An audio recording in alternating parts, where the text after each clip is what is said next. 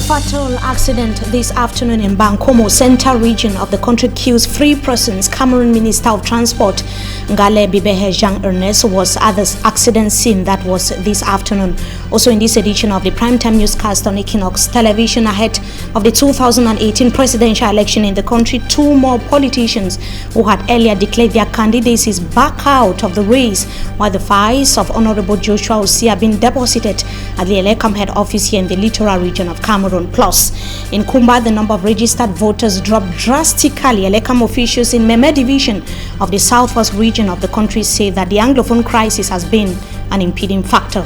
Those are headlines. We shall be right back with the details. Stay with us.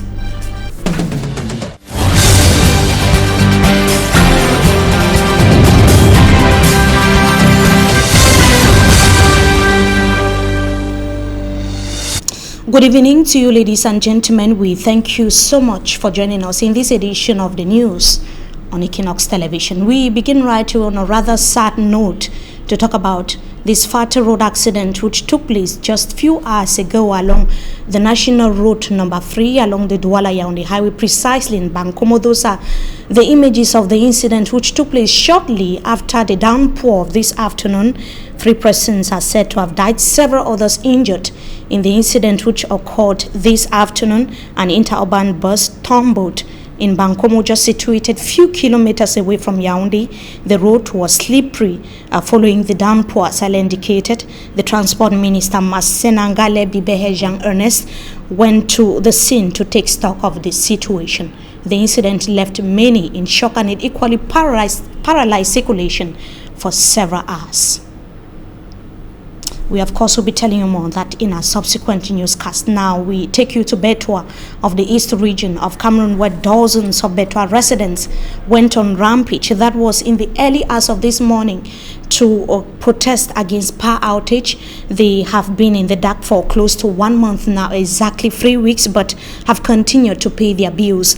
They were protesting at the time when the Grand Master of the sovereign state of Malta was visiting the refugee camps in Garoua Bulai, that is in Betua of the east region of Cameroon. The company in charge of electricity, in a release just this afternoon, has indicated that the situation is gradually being addressed. We of course will be coming back to that as well in our subsequent newscast. Now, several areas in the economic capital Douala were hit by inundations following the heavy rains that hit the economic capital Douala. That was last night. It was practically difficult for several persons to leave their respective homes in the early hours of this morning and get to work as their houses were flooded. Let's have the details with our reporter Smanjikan Gabriel.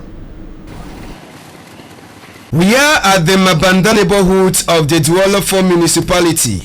Major access roads well constructed, but for the roundabout, a major preoccupation for its users.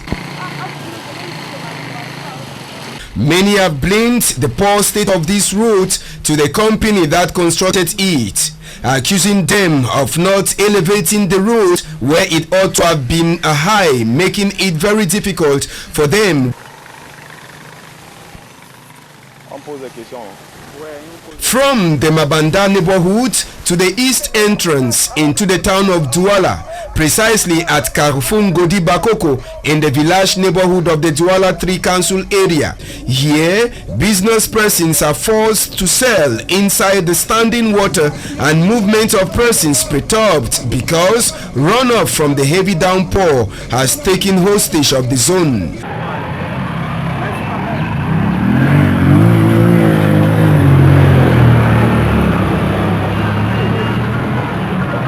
The inhabitants of the area also blame the company that constructed the roads for causing the population to suffer, as they have the drainage and also the haphazard disposal of waste along the road. The death, they believe, has also had a negative impact on the runoff that was expected to move freely. In all, Douala on Wednesday was a little bit tough as many inhabitants had to move barefooted in water. Floods, a normal phenomenon in several parts of the city of Douala after a downpour. 5 alleged bandits fall into the dragnet of security forces here in the country's economic capital, Douala. They were presented to media men and women by elements of the Littoral Territorial Gendarmerie unit. The 5 reports say had stolen fuel pumping machine and an automatic generator at a filling station here in the city of Douala. They were arrested after investigations carried out by Gendarmerie officials. Simanjikan Gabriel once more tells us more. These persons with handcuffs who are being presented to the population by the Littoral Territorial Gendarmerie unit have been accused of stealing fuel pumping machines. You have already taken the images of the pumping machines. It is because I stole it. That is why I am here. Chumbugi Eve was charged to take care of the pumping machines in his store. Eve is my friend and was working as the storekeeper. He suggested to me that the pumping machines will be sold like irons, and he asked if I could get a mechanic to recycle before they are being sold. And I asked him to bring out the old ones so we could get the spoiled parts. I already had 2 of them in my keeping, but the generator he asked me to use. Unfortunately, there have never been a plan by the firm to sell the pumping machine, and since it was a black market deal, several buyers had presented themselves. They called me and gave me a generator that didn't even have an engine. I had to destroy and install another engine. The pumping machines were later given to a technician who was expected to make some changes. When they collected the pumps and brought to me, I was just supposed to change certain parts inside them. So the pump they saw with me are still waiting for their parts. One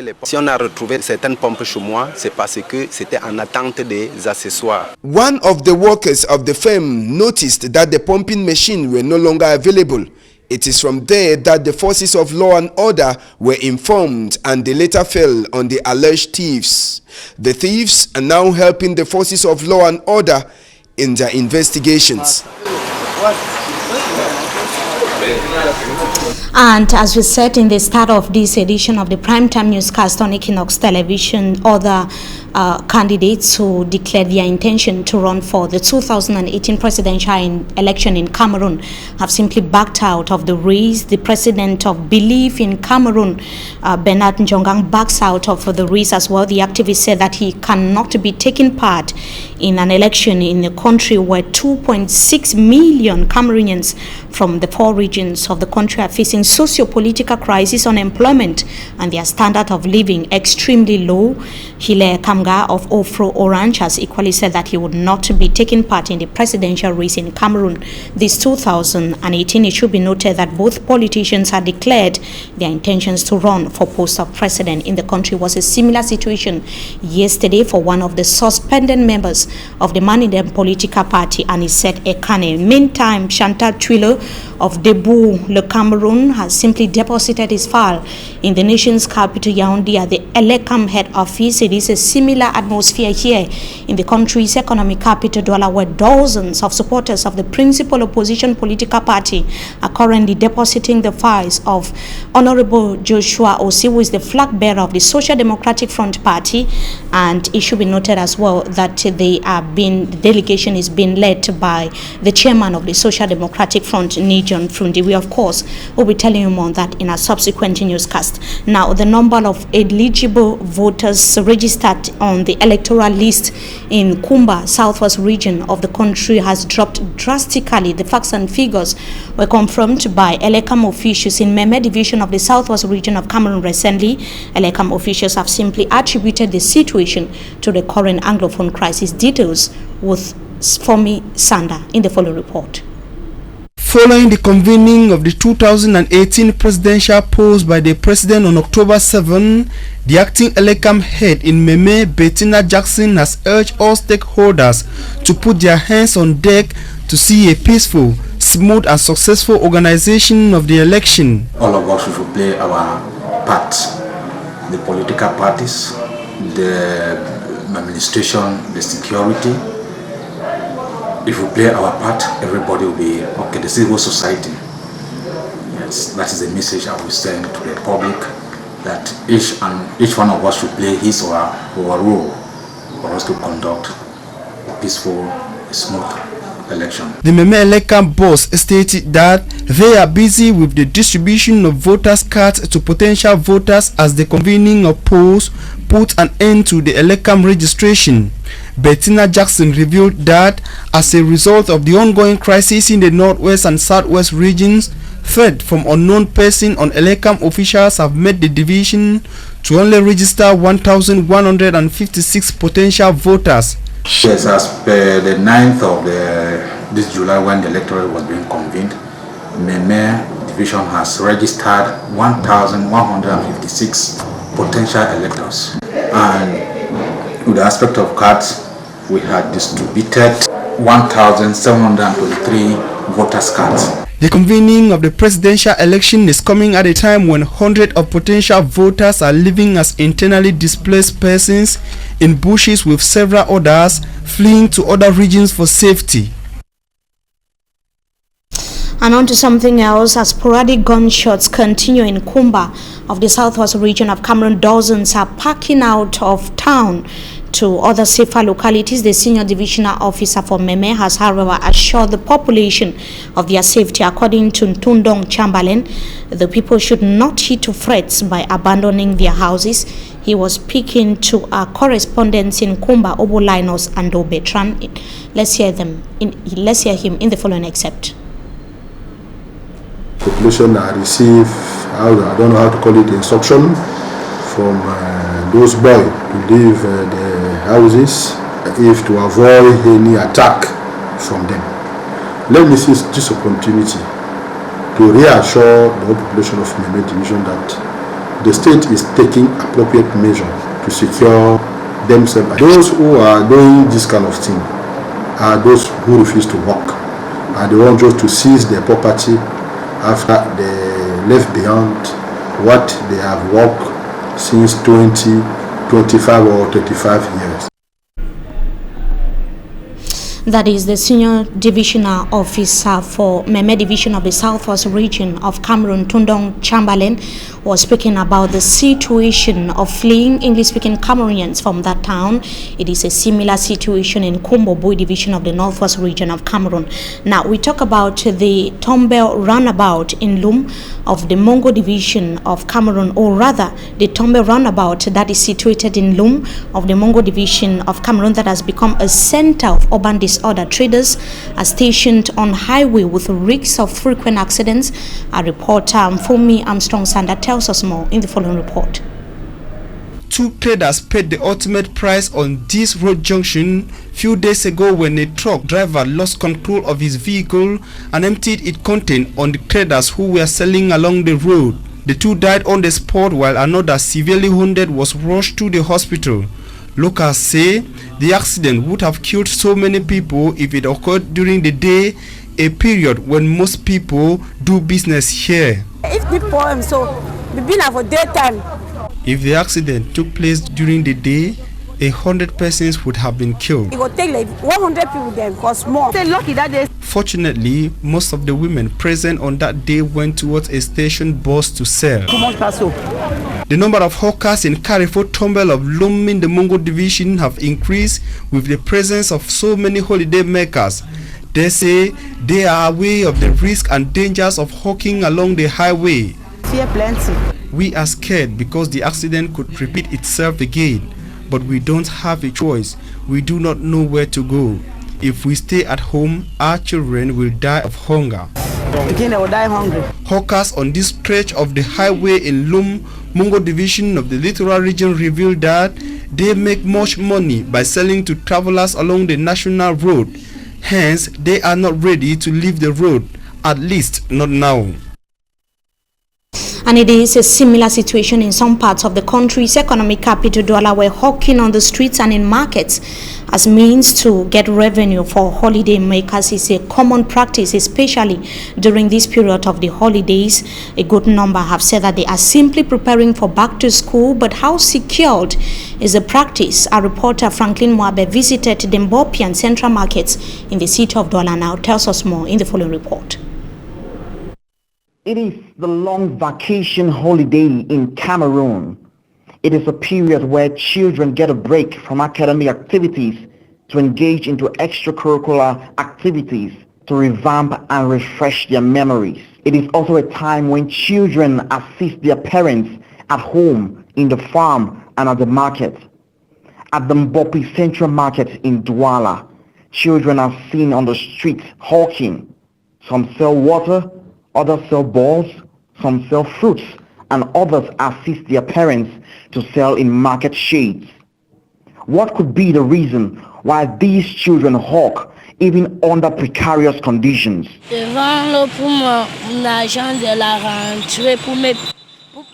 sell water to assist my mother to pay for my school fees and needs. I sell balls to help pay for my school fees, and I also sell to assist my mother. These children brave the risk and fear of being kidnapped, harassed, or getting lost every day.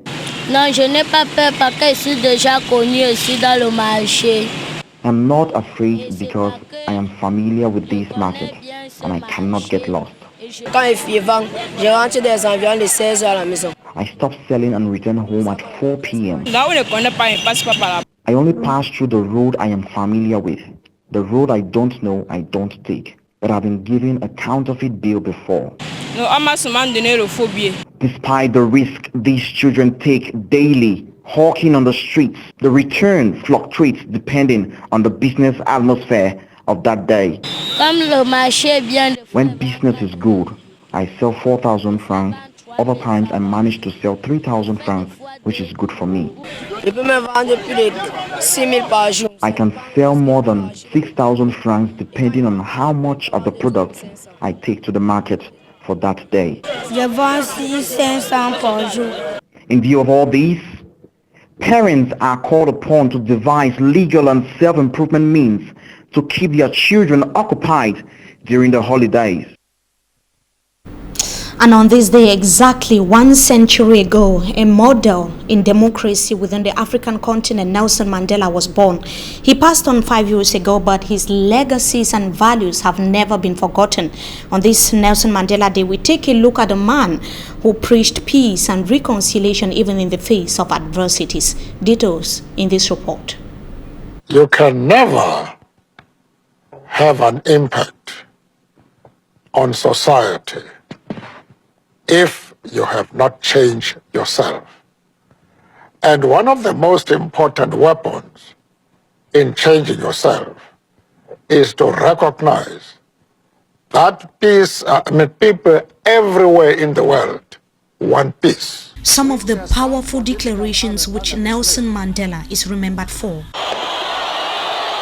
5 years after his death, the iconic president who introduced the Rainbow Nation into the path of democracy and liberation is still being celebrated. I couldn't believe the humbleness of somebody that is a statesman, that can easily interact with the Queen of England, but also with the poorest of the poor. Nelson Mandela Day, instituted in 2009 by the United Nations, is aimed at honoring the legacies, values of Madiba, whom after spending 27 years in prison, fought tirelessly to promote peace and reconciliation in South Africa. On this 100th anniversary of Nelson Rolihlahla Mandela, he's still been celebrated across the globe as though he was still alive. Politics of fear and resentment. On the Nelson Mandela Day, Barack Obama, the former president of the United States, re-echoed some of the key values preached and practiced by the anti-apartheid icon, which to him are worth emulating. Nelson Mandela, who died on the 5th of December 2013, served as president of South Africa from 1994 to 1999 after his release from prison in the year 1990. Realize And that brings us to the end of this edition of the Primetime Newscast on Equinoxe Television. Viewers, so thank you so much for joining us as usual. Wishing you a blessed stay in the company of our programs. Until we meet again, goodbye.